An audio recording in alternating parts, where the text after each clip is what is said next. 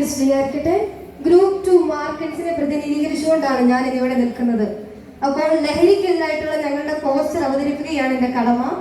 ആദ്യമേ തന്നെ എന്താണ് ലഹരി? ശരീരത്തെയും മനസ്സിനെയും ബാധിക്കുന്ന രാസവസ്തുക്കളെയാണ് ലഹരി എന്ന് വിശേഷിപ്പിക്കുന്നത്. അവയിൽ മെഡിക്കലിന് യൂസ് ചെയ്യുന്നതുകൊണ്ട് എന്റർടൈൻമെന്റ് പർപ്പസിനായിട്ട് യൂസ് ചെയ്യുന്നതുകൊണ്ട് 3 വിധ ലഹരികളാണ് മെയിൻ ആയിട്ടുള്ളത്. ഒന്നാമത്തേത് സ്റ്റിമുലൻസ്, അതായത് അല്ലെങ്കിൽ ഉത്തേജക മരുന്നുകൾ. അവയിൽ പെടുന്നതാണ് കൊക്കൈൻ. അവ യൂസ് ചെയ്യുന്നത് എനർജി കൂട്ടാനാണ്.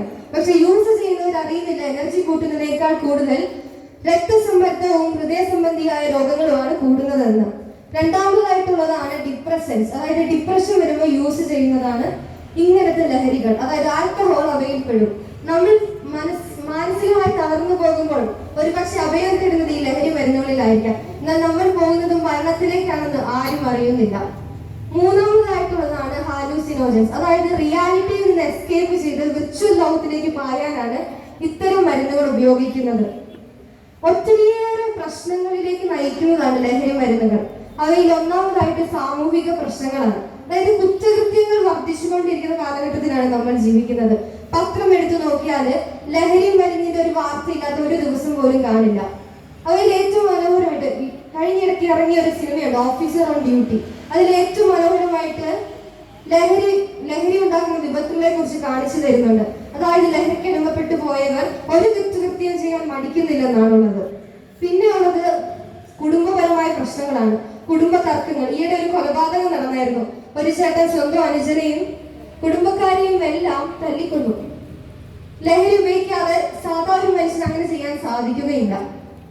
നമ്മൾ ഈ ലഹരി മാറ്റണമെന്ന് വെച്ചാൽ നമുക്ക് നിയമത്തിലൂടെ മാറ്റാൻ പറ്റും.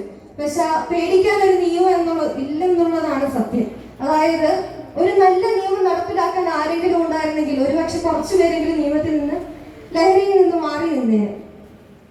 പിന്നെ ഉള്ളത് റീഹാബിലിറ്റേഷൻ സെന്റേഴ്സ് ആണ്. റീഹാബിലിറ്റേഷൻ സെന്റേഴ്സിൽ പോയി എത്ര പേര് ലഹരിയിൽ നിന്ന് മാറി എന്നുള്ളത് എനിക്ക് അറിയാൻ പാടില്ല. പിന്നെ ഉള്ളത് കുടുംബവും പള്ളിയും. കുടുംബത്തിൽ നമുക്ക് ഷെയർ ചെയ്യാൻ ഒരാളുണ്ടെങ്കിൽ ലഹരിക്ക് അടിമപ്പെട്ടു പോകാൻ സാധ്യത കുറവാണ്. ഏറ്റവും കൂടുതലായിട്ട് നമ്മൾ ഓർത്തിരിക്കേണ്ടത്, ക്രിസ്ത്യാനികളായി നമ്മൾ ഓർത്തിരിക്കേണ്ടത്, നമ്മളെ കാത്തു നിൽക്കുന്ന ഒരപ്പൻ ഇവിടെ ഉണ്ടെന്നാണ്. അതായത് തന്റെ 99 ആടുകളെ വിട്ട് നഷ്ടപ്പെട്ടു പോയ ഒന്നിനെ തിരഞ്ഞു പോകുന്ന ഒരു ദൈവം നമുക്കുണ്ട്. നമ്മളെ കൈ പിടിച്ചു ഉയർത്താൻ ഒരു ദൈവം. അങ്ങനെ നമ്മൾ ഓർത്തിരിക്കുമ്പോൾ നമ്മൾ ഒരിക്കലും തളർന്നു പോവുകയില്ല, ലഹരിക്ക് അടിമപ്പെട്ടു പോവുകയില്ല. അതിനാൽ നമ്മൾ ഈശോയിൽ വിശ്വസിച്ച് പ്രാർത്ഥിച്ചുകൊണ്ട് ജീവിതമാണ് ലഹരി എന്ന തിരിച്ചറിവോടെ വേണം ജീവിക്കാൻ. ലൂസിഫറില് സ്റ്റീഫൻ നെടുമ്പള്ളി ഇപ്രകാരം പറയുന്നുണ്ട്, narcotics is a dirty business.